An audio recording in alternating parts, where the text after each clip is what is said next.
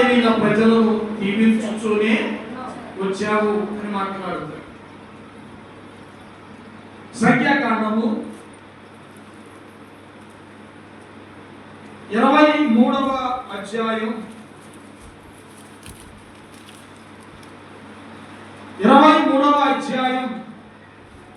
7వ వచనం చదువుతాం.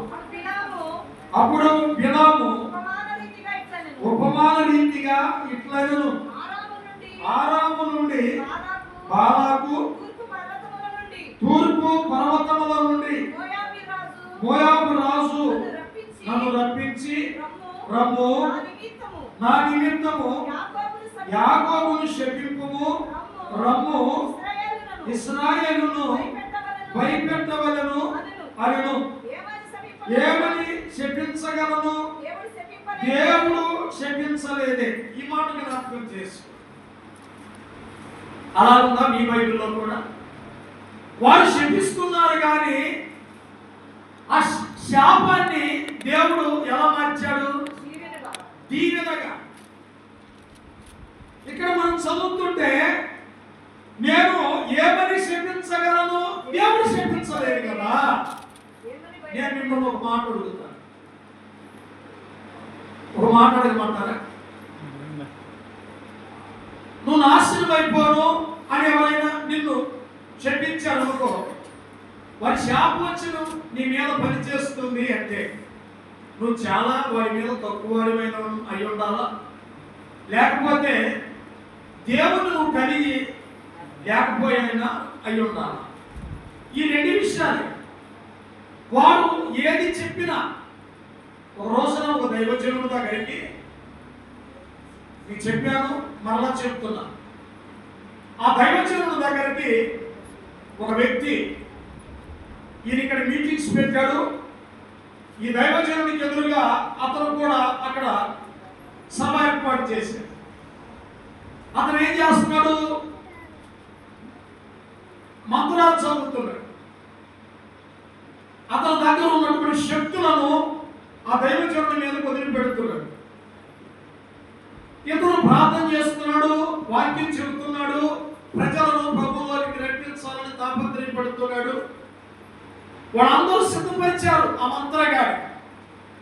వాడు చాలా మంత్రాలు ఇతని మీద విడిచిపెడుతున్నాడు, శక్తులను విడిచిపెడుతున్నాడు. అయినా ఈ దైవజనుడికి ఏం కావట్లేదు. ఆ దైవజనుడు స్టేజ్ మీద ఒక కేక వేశాడు, అరే మంత్రగాడు, నీ శక్తులు గడ్డివైతే నేను రేపటి దినానికి నేను చచ్చిపోతా. నువ్వు విడిచిపెడుతున్న శక్తుల కంటే నేను ఆరాధిస్తున్నటువంటి దేవుడు సర్వశక్తివంతుడైతే రేపటికి దినాలకు నువ్వు లేకుండా నువ్వు చస్తావని దైవజనుడు గట్టిగా మాట్లాడాడు. రేపటి దినాన వాడు లేడు. మనల్ని ఎవడు శపించగలడు? మనల్ని ఎవడు భయపెట్టగలడు? అందుకే దావీదు తన అనుభవంలో నుండి అంటాడు, వారు నన్ను శపించుచున్నారు కానీ నీవు మాత్రం నన్ను దీవించువాడు. దేవుని మీద అంత ప్రగాఢమైన, దేవుని మీద అంత అచంచలమైనటువంటి, దేవుని మీద అంత నమ్మకాన్ని ఉంచిన దావీదును మనం జ్ఞాపకం చేసుకుంటే మన పక్షమును కూడా యుద్ధం చేయగలిగిన వాడు, మన పక్షమున కూడా ఆయన అద్భుత కార్యములు చేయగలిగిన వాడు అని మనం నమ్మినా, ఇంకా చెప్పాలంటే గట్టిగా చెప్పాలంటే విశ్వసించిన వారికి చేసిన దేవుడే మనకు కూడా చేయడానికి ఆయన శక్తివంతుడు అనేటువంటి విషయాన్ని మనం గ్రహించవలసిన వారిగా ఉన్నాం. దేవుని సన్నిధిలో చేరిన మనమందరం స్తోత్రం. దేవుడు ఏదైనా చేయాలి. ఇక్కడ అంటాడు ఇంకొకసారి, ఏమని శపించగలను? ఏమని భయపెట్టగలను? మెట్టల శిఖరం నుండి అతని చూచుచున్నాను, కొండల నుండి అతన్ని కనుగొనుచున్నాను. ఇదిగో ఆ జనము ఒట్టిగా నివసించును, జనములలో లెక్కింపబడదు. యాకోబు రేణువులను ఎవరు లెక్కించెదరు? ఇశ్రాయేలు 4వ పాలును ఎవరు లెక్క పెట్ట? దేవునికి స్తోత్రం కలుగునుగా. 30 లక్షల మంది 4వ పాలు అంటే 40 లక్షల మంది. తదుపరి తరం ఎవరు? తదుపరి తరం. ఈ తరాన్ని ఎవరు లెక్క పెట్టగలరు? వారు ఎలా ఉన్నారు? ఇసుక రేణువులాగా విస్తరించిపోయారు. దేవుడు అంతగా వారి సంతానం, వారి పశువులను, వారి యొక్క చేతి పనిని, వారి యొక్క మనోవాంఛ, వారు హృదయంలో దేవుని దగ్గర కోరుతున్నటువంటి ప్రతి కోరిక, వారి ఆశను దేవుడు నెరవేరుస్తూ నడిపిస్తూ ఉన్నాడు. ఆమేన్.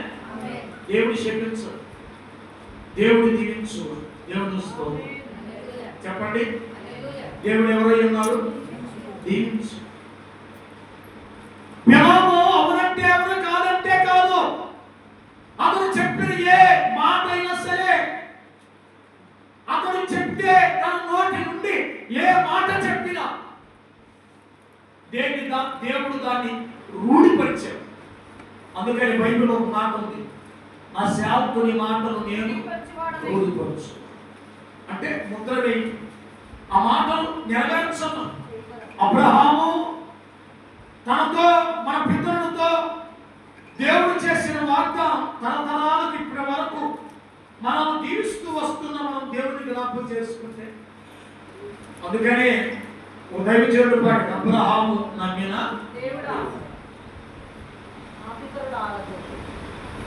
అబ్రహాము నమ్మిన దేవుడు. అబ్రహాము దేవుని నమ్మెను, అది అతనికి నీతిగా ఎంచబడింది. మన నీతి ఎంత, మన యథార్థత ఎంత. దావీదు ఎవరికి జ్ఞాపకం చేసుకుంటున్నాడో చూశారు. వారు నన్ను శపించు, దుమ్మెత్తి పోస్తున్నారు. ఎకసమైన తృణీకార సంబంధమైన వారు మాట్లాడే మాటలకు నా చెవులు మూసుకుంటున్నా. నేను ఉపవాసం ఉంటున్నా. నా మోకాళ్ళు నీరు గారిపోయా. నా హృదయం నాలో కొచ్చబడింది. ఇక భయంకరమైనటువంటి వేదనలో, శోధనలో నేను అనగా దొరకబడుతూ ఉన్నా. దేవునికి స్తోత్రం కలుగునుగా. అలాంటి పరిస్థితుల్లో కూడా ఎవరైనా నన్ను శపించవచ్చేమో కానీ నువ్వు నన్ను అక్కడే 23వ అధ్యాయం సంఖ్యాకాండం 20వ వచనం, ఇదిగో దీవించమని నాకు సెలవాయను, ఆయన దీవించను, నేను దాన్ని స్తోత్రం చెప్పండి. దేవుడు అంట ఆల్రెడీ దీవించేశాడంట. దాన్ని మార్చడం ఎవడి వల్ల చెప్పండి? ఎవడి వల్ల? అవునంటారా? దేవుడు దీవించమని సెలవిచ్చాడు. ఆయన సెలవిచ్చిన మాట అది దీవెనగా మార్చబడింది. నేను దాన్ని తిరిగి మార్చడానికి నాకు అవకాశం లేదు. రాత్రి మనం ఒక మాట మాట్లాడుకున్నాం. ఆయన తెరచిన తలుపులు ఎవడు వేయలేడు, వేసిన తలుపులు ఎవడు. నోవాహు తన ఓడలోనికి ప్రవేశించిన తర్వాత ఓడకు తలుపులు వేసిన వాడు ఆయనే. ఆ తలుపులు తీసిన వాడు ఎవడు లేడు. ఆయన తీస్తే వేసేవాడు లేడు. ఎన్ని విధములుగా దేవుడు మన ఎడల ఆయన కార్యాలను రుజువుపరుస్తున్నప్పటికీ, మన తోడుగా ఉంటున్నప్పటికీ, మనం నడిపిస్తున్నప్పటికీ మనం ఇంకా అనుమానంతోనే దేవుడు నా ఎడల ఇలాంటివి జరిగించగలడా అనేటువంటి ఒక అనుమానంతోనే మనం జీవిస్తూ ముందుకు కొనసాగిపోతున్నాం. అంటే హల్లెలూయా. వారు విశ్వసించినట్లుగానే మనం కూడా విశ్వసించగలిగితే, తన శిష్యులతో యేసయ్య ఒక మాట చెప్పాడు. ఏమన్నారంటే ఆవగింజంత విశ్వాసం. ఎంతది? ఎంత ఉంటుంది? కూరలు వేస్తారు కదా, ఆడవారు స్త్రీ కూర అంతంత అంటే అంతటి విశ్వాసం మన దగ్గర లేదనే కదా. అంతటి విశ్వాసాన్ని మనం పురుగొల్పుకుంటే, ఆ విశ్వాసం మనలో ఉంటే, అందుకే ఇంకా ఎక్కువగా మాట్లాడుతూ పౌలు అంటాడు, పంటలను పెగలించు విశ్వాసము గల వాడనైనను అంటాడు. ఎంత విశ్వాసమున్నా అంత విశ్వాసంతో మనం ఇట్లాగే వారి వలనే మనం నమ్మగలిగితే దేవుడు అట్లా చేయడానికి సమర్థుడు. ఆయన దీవించమని సెలవు అయింది, అది అట్లా అమలుపరచబడింది. దాన్ని నేను తిరిగి మార్చడానికి నా వల్ల అక్కడ 24 వచ్చాను, సారీ 9వ వచనం ఆకలి చూడదు. నిన్ను దీవించువాడు దీవింపబడును, నిన్ను శపించువాడు అంతే. స్తోత్రం. నిన్నెవడైతే దీవిస్తాడో వాడు దీవించబడతాడు, నిన్నెవడైతే శపిస్తాడో వాడు శపించబడతాడు. అయినప్పుడు వాడు మనల్ని శపిస్తున్నప్పుడు మనం కూడా ఆయన దగ్గర నిలబడి ఆయన కూడా తిరిగి శపించాలంటారా?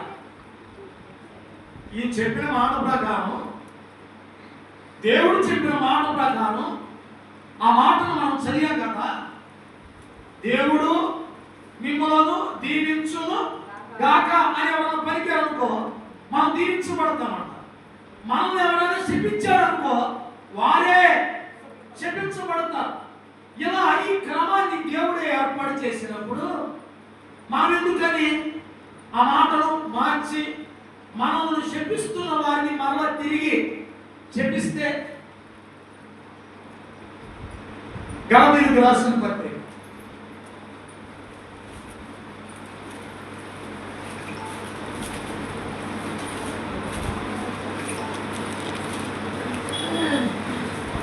3వ అధ్యాయం 13-14 వచ్చిన ఆత్మను గురించిన వాగ్దానము విశ్వాసము వలన మనకు లభించున్నట్లు అబ్రహాము పొందిన ఆశీర్వచనము క్రీస్తు యేసు ద్వారా అన్యజనులకు కలుగుటకై క్రీస్తు మన కోసము శాపమై మనలను ధర్మశాస్త్రము యొక్క శాపము నుండి విమోచించను. ఇందును గూర్చి రాను మీద వేలాడిన ప్రతి వాడును శాపగ్రస్తుడని వ్రాయబడి దేవునికి స్తోత్రం కలుగునుగాక. మనల్ని ఆశీర్వదించడానికి, లేదా అదే మాట మరొక రకంగా చెప్పాలంటే మనల్ని దీవించడానికి శాపాన్ని ఒక ఆయన తీసుకున్నాడు, శిలువకెక్కాడు, రాను మీద వేలాడాడు. ఆమె ఆ శాపం శాపమై అంటే ఏంటి? మన శాపం అంతటిని ఆయన తీసుకున్నప్పుడు ఏమైపోయాడు? ఆయన శాపగ్రస్తునిగా మార్చబడ్డాడు. ఇప్పుడు మనకేమొచ్చింది? ఆత్మను గురించిన వాగ్దానము చేయబడినప్పుడు ఆ వాగ్దానం మనకు లభించాలంటే, అబ్రహాము పొందిన ఆశీర్వచనం మనకు లభించాలంటే క్రీస్తు యేసు శిలువ మీద అబ్రహాము మీద ఎక్కి ఆ శాపాన్ని విడిచివేసి, లేదా ఆ శాపాన్ని ఆయన తీసుకుని ఆ దీవెనను మనకు అనుగ్రహించాడు. మనం అన్యజనులమా ఎదురుమా చెప్పాలి? అన్యజనులమైన మనకు ఆ ఆశీర్వచనం లభించడానికి, మనకది ఆ ఆశీర్వచనం మనకు వచ్చినప్పుడు మనం ఎవరయ్యామో తెలుసా? మనం యూదులు కాదు, అన్యజనులనే. అబ్రహాము యూదుడు, స్తోత్రం చెప్పండి, లేదా ఇశ్రాయేలుడు, లేదా హెబ్రీయుడు. అబ్రహాము ఆ ఆశీర్వచనం మనం పొందాలంటే అతను ధర్మశాస్త్రము నుండి, ధర్మశాస్త్రం అనేది శాపాన్ని రుజువు చేసేది, ఆ ధర్మశాస్త్రాన్ని దేవుడు కొట్టివేయటానికి ఆ ధర్మశాస్త్రము యొక్క శాపం అంతటిని ఆయన తీసుకున్నాడు. అన్యజనులను మనను క్రైస్తవులను చేశాడు. దేవునికి స్తోత్రం. ఏం చేశాడు? అన్యజనులమైన మనలను క్రైస్తవులను చేశాడు. మనం ఇప్పుడు ఆశీర్వదించబడిన జనం. మనం ఆశీర్వదించబడుటకు పిలువబడిన వారు. అదే మాట మరొక రకంగా చెప్పాలంటే దీవించబడుటకు మనము పిలువబడిన వారు. అంటే ఎవరి శాపమైనా ఎవరు పలికిన మాట అయినా మన మీద నెరవేరటం అసాధ్యం. ఎందుకంటే దేవుడు దీవించమని సెలవిచ్చాడు. ఆ దీవెన ఎవరు మార్చ. రాత్రి మీకు ఒక మాట మాట్లాడుతూ ఉన్నాను. దేవుడు ఆశీర్వదిస్తే దాన్ని తిప్పివేయగలిగిన వాడు ఎవడమ్మా అని మిమ్మల్ని దేవుడు దీవిస్తే. ఆమేన్, స్తోత్రం. యోబు తన విషయంలో తన సమస్తమును తీసివేసిన దేవుడే రెండంతలుగా ఆశీర్వదిస్తే అతనికంత ఊజు దేశంలో ధనవంతుడు ఎవడు లేడు కదా. ఆమె అబ్రహామును ఏమీ లేకుండా వచ్చినప్పుడు అబ్రహాము ఎక్కడో మెసొపొతామియా ఆ నాగరికతలో నుండి కందీల దేశమును అది విడిచిపెట్టి తను వచ్చినప్పుడు అతన్ని ధన్య జీవితాన్ని ఇచ్చి అతన్ని విశ్వాసులకు తండ్రిగా మార్చి అతన్ని మనకు ఆశీర్వాదకరంగా ఉంచిన దేవుడికి మనం ఎంతగా కృతజ్ఞులమై ఉండాలి. 12వ అధ్యాయం ఆదికాండం. ఎట్లాగూ గలతీయులకు రాసిన పత్రిక చదివాం కాబట్టి 12వ అధ్యాయం చదువు. 2వ వచనం. నిన్ను గొప్ప జనముగా చేసి నిన్ను ఆశీర్వదించి నీ నామమును గొప్ప చేయుదును. నీవు ఆశీర్వాదముగా నుండువు. నిన్ను ఆశీర్వదించు వారిని ఆశీర్వదించెదను. నిన్ను దూషించు వారిని శపించెదను. భూమి యొక్క సమస్త వంశములన్నీయు నీ యందు ఆశీర్వదింపబడునని అబ్రహాముతో అనగా దేవునికి స్తోత్రం కలుగునుగా. దేవుని మాట ప్రకారం నడిచిన వ్యక్తి, దేవుని మాట ప్రకారం దేవుని మాట నమ్మి వాగ్దానము చేసిన దేవుడు నమ్మదగిన వాడని ఎంచి దేవునితోనే నడిచి వెళ్ళిన అబ్రహామును మనం జ్ఞాపకం చేసుకుంటాం. ప్రపంచంలో ఆయా దేశాల్లో అందరూ అబ్రహాము సంతానమే. ఆమె వారిని విస్తరింపచేసి వారిని ఆశీర్వదించిన దేవుడు మనం ఆశీర్వదించకుండా ఒకరి పక్షాన న్యాయంగా మరొక పక్షాన అన్యాయంగా ఉండే దేవుడు కాదు కదా. మనకు ఆ వచనాలు అలా కనబడతాయి కానీ కొన్ని వచనాలు దేవుడు ఎప్పుడు అలా చేసిన వాడిగా లేడు కదా. అలా చేశారు అని చూపించండి బైబిల్లో. దేవుడు అలాంటి కీడు చేసి లేదా అపకారం చేసి ఇంకా చెప్పాలంటే శపించే దేవుడు కాదు. దావీదు అన్నట్లుగా వారు నన్ను శపించుచున్నారు కానీ నీవు నన్ను దీవించు. అలాంటి కృప దేవుడు మనకు అనుగ్రహించును గాక. తండ్రి మీకు